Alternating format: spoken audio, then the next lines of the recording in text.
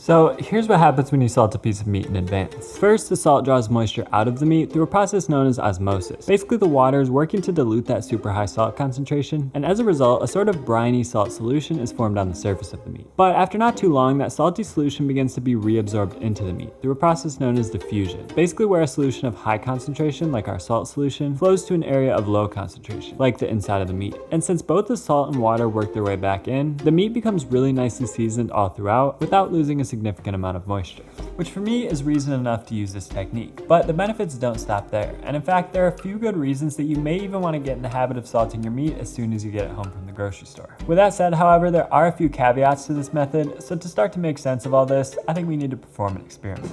Alright, so here we've got 2 New York strip steaks. One that was salted 3 days ago right after I bought it and then left in a sealed container in my refrigerator, and one that was salted just 20 minutes ago. Now the first thing you may notice is the color difference. The one salted in advance is significantly darker than the one salted 20 minutes ago. And that's just because, as Kenji Lopez-Alt explains in the Food Lab, the proteins that got dissolved by the salt scatter light a little bit differently than they did when they were whole. So it's nothing to be concerned about. What really matters is what they taste like when they're cooked. And to do that, I'm going to use a method that I just recently learned from America's Test Kitchen, known as the cold sear method. Now this is only the second time I'm using this method, but I can already tell it's one of my new favorites. So for this technique, we actually start with a cold pan. I'm using well-seasoned cast iron here, but in the original America's Test Kitchen video, they use non-stick. Both seem to work fine though. So after rubbing each steak with a very small amount of a neutral oil, I'll just throw them into the pan and then turn the heat up to about a medium high, and I'll let them cook for 2 minutes. Then 2 minutes later, flip, and they're not brown at all yet, but they're not supposed to be. We're gonna be flipping these guys quite a few more times before we're done here. So the idea here is to start with a relatively high heat to drive off that excess moisture on the surface, which will help the crust to brown much more easily. So we'll just do the same thing on this side. Again, after 2 minutes, flip, then immediately turn the heat down to about a medium or medium low. And from here on, just flip them once every minute to continue developing that crust. And feel free to adjust your heat throughout the process. If the crust is browning too quickly, turn the heat down. And if it's browning too slowly, turn the heat up. And of course, don't forget to cook the sides at some point as well to render out that extra fat and to get them nice and brown. Then once the internal temperature reaches 125 degrees Fahrenheit, we'll remove them from the heat, and that should bring us to about a medium rare by the time these steaks rest. Alright, so these guys have been resting for just over 10 minutes, and I'm very curious to see the results here. First thing I noticed, the 20-minute steak definitely lost a lot more moisture after resting than the 3-day steak did. The other thing is the 20-minute steak didn't get quite as hard of a sear. I would have liked to get a harder sear on both of those, but like I said, this was only my second time using this method.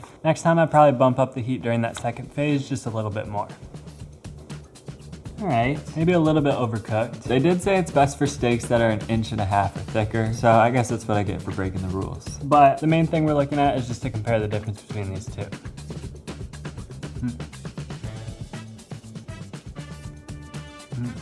So despite being even a little bit more overcooked than the 20-minute steak, this 3-day one was definitely more tender, and it was noticeably better seasoned. With this one I could taste a lot of that unseasoned steak flavor in the middle, and as soon as I bit into it, it was actually a little bit tough. Now there is one more important caveat with this method to be aware of. Up until this point, we've only been talking about land-dwelling animals, and that's because this method doesn't really work the same way with fish. The flesh of fish is very delicate, so when you apply a salt directly to it, it actually causes the proteins on the surface to coagulate, and therefore the water that gets drawn out can't be reabsorbed effectively. And so the result is sort of a rubbery, dry fish. And so because of that, the best practice is just to salt fish right before cooking.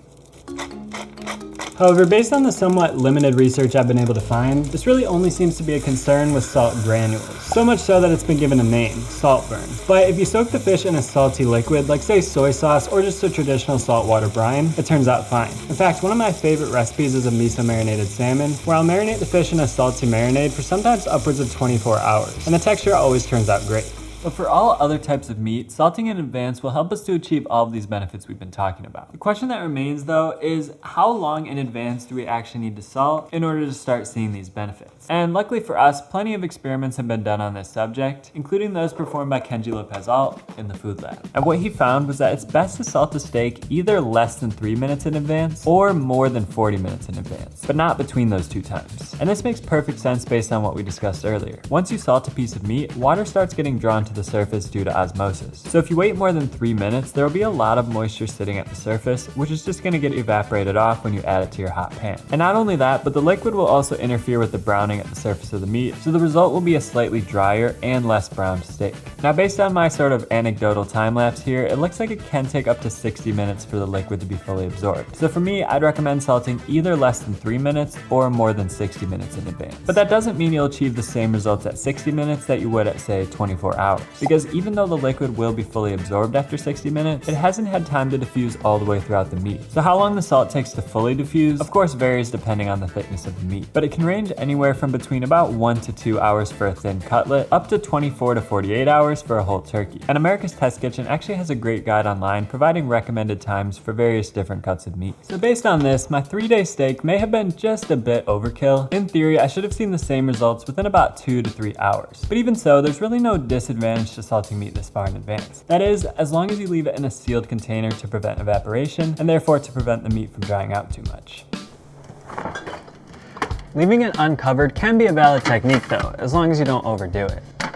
Some people like to leave their steaks uncovered in the fridge for anywhere between 1 to 24 hours before cooking, because letting that moisture that's directly on the surface evaporate off does help the meat to achieve a better sear. And that moisture loss from evaporation is pretty negligible compared to the amount of moisture lost during cooking.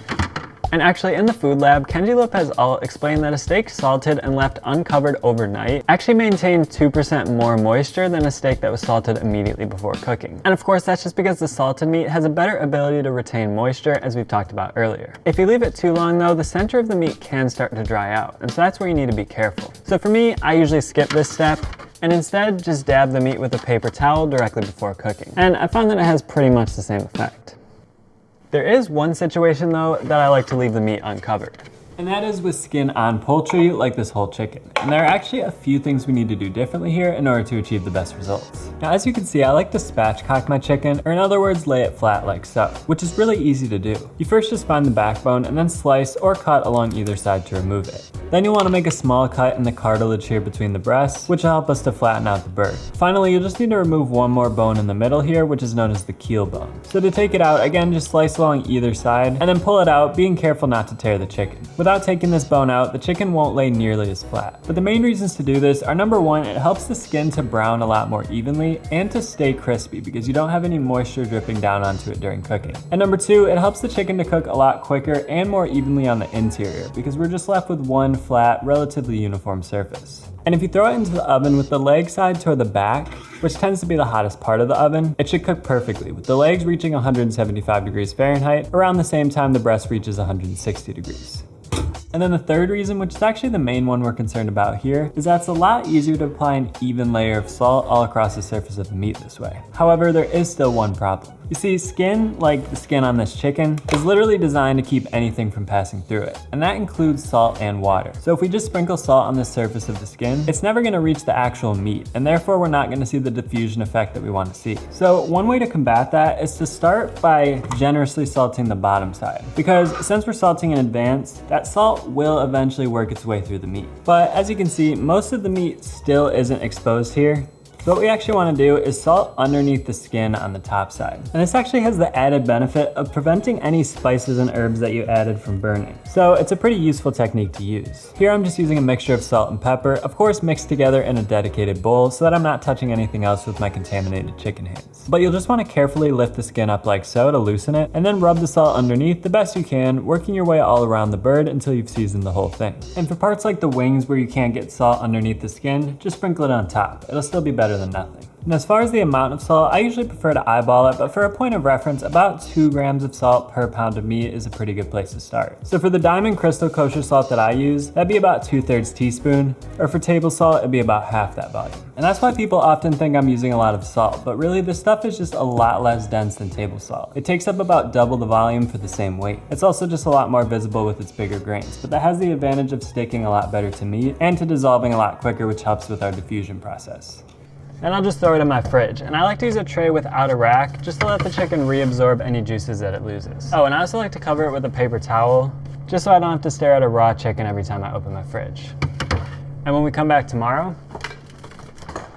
When we come back tomorrow, the chicken should be perfectly seasoned and the skin has had a chance to dry out a bit, so it'll crisp up really nicely in the oven. But actually, I don't know if I'm gonna have time to cook it today. So here we are the next day and it looks even better. I'm fine with leaving skin on poultry uncovered in the fridge for 2 or even 3 days sometimes, because again, since this skin prevents water from passing through, it actually protects the meat from drying out. And the drier we can let this skin get before baking, the better. Now I also like to add just a little bit of olive oil to further help with the browning.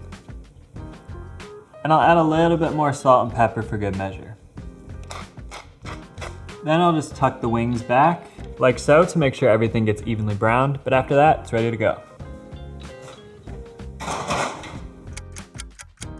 And there we go, perfectly cooked chicken. Breast was reading about 160, where the thighs were reading about 190, which is pretty much exactly how I like it. And as you can see, skin is extremely crispy. And after we let it rest for about 10 minutes, we'll be able to cut into it.